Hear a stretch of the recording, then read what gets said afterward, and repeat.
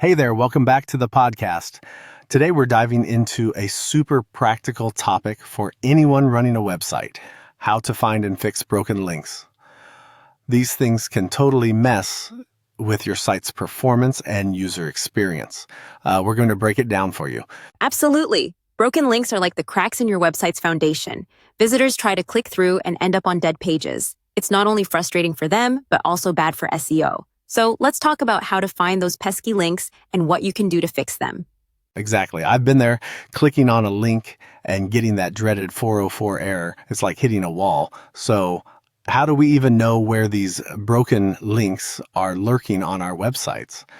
Great question. One of the easiest ways to find broken links is by using automated tools.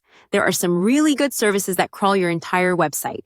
Check every link and report back with any that are broken. Sounds like a lifesaver. Can you recommend a tool for that? Absolutely. One popular tool is Apify's Broken Link Finder. It's an easy-to-use platform that will scan your website and give you a detailed report on broken links. You just provide the website URL, and it takes care of the rest. Oh, nice. So it's like a robot that goes through your site and checks everything for you? I like the sound of that. Exactly. It saves so much time. You don't have to manually click through every page. The tool highlights all the broken links and gives you the exact pages they're on. Plus, it even tells you the type of error, like whether it's a 404 or something else. That's pretty detailed. Once you know where the broken links are, what's the next step? First, you want to decide whether you should fix the link or remove it entirely. Sometimes a link might be pointing to a page that no longer exists, and in that case, you might want to remove it. But other times, the issue could be a typo in the URL, and a quick fix could bring it back to life. Got it. So you're not just blindly removing links, you're making sure they're really unnecessary before taking action. Exactly. And if it's a link you want to keep, you'll need to either fix the destination URL or find a suitable alternative. For example, if you're linking to a product page that's been taken down, maybe link to a similar product instead. That makes sense. I guess it's also important to regularly check for broken links, right? Websites can change over time, so things might break unexpectedly. 100%. It's not a one-time task. You should set a schedule to run these checks, maybe once a month or once every quarter, depending on how often your website changes. The more frequently you update content, the more likely it is that links might break. I like that. It's like a regular tune-up for your website.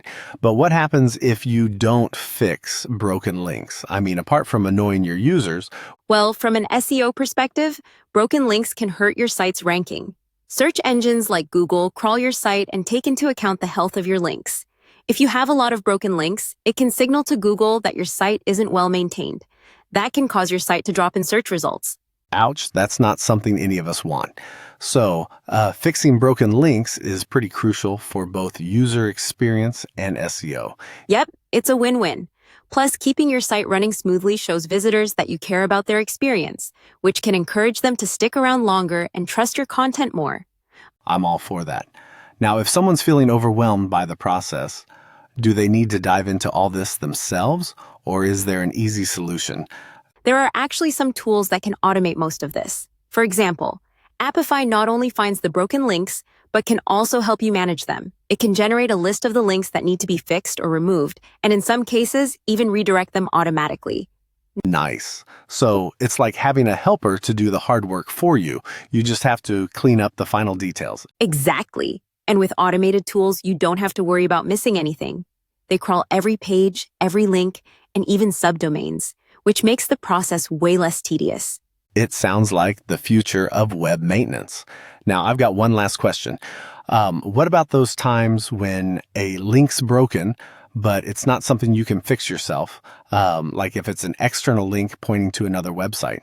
That can be tricky. In those cases, the best thing to do is to reach out to the owner of the external site. If it's a high-value link, you might want to let them know about the issue. If they can't or won't fix it, you'll need to decide if it's worth leaving the link or replacing it with something else. Good call. Sometimes we have to rely on others to do their part, but overall, it seems like keeping your site free of broken links isn't as hard as it might seem with the right tools. Exactly. It just takes a little planning and regular maintenance. And once you get into the habit of checking, it becomes second nature. Plus, your visitors and Google will definitely appreciate the effort. Definitely. All right, I think we've covered all the basics on broken links today. It's a small task that can have a huge impact on your site's performance. Thanks for the great insights. My pleasure. Hopefully, everyone listening can take a few minutes today to run a quick check and start cleaning up those links. It's worth it. For sure. Thanks for tuning in, and we'll catch you in the next episode.